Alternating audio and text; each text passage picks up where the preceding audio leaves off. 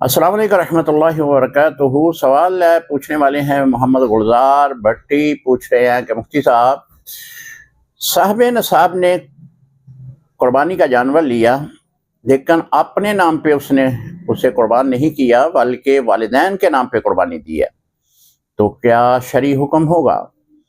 جی، اگر وہ صاحب نصاب ہے تو اس کے اوپر اپنی قربانی واجب ہے۔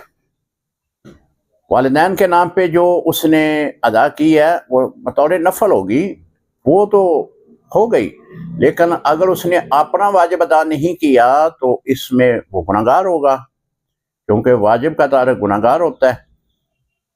تو اس کے لیے یہ ضروری ہے کہ وہ پہلے اپنا واجب ادا کرے، پھر اس کے بعد نفل ادا کرے، یعنی اپنے والدین کے نام پہ کرے یا کسی کے نام پہ بھی کرے۔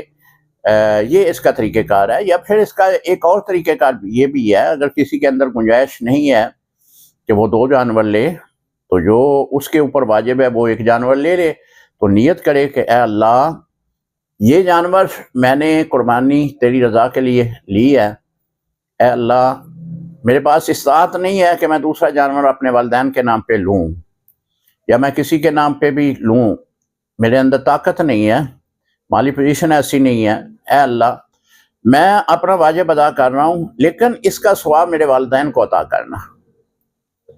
تو یہ صورت ایک ایسی ہے کہ آپ کا واجب بھی ادا ہو جائے گا اور آپ کے والدین کو بھی ثواب مل جائے گا۔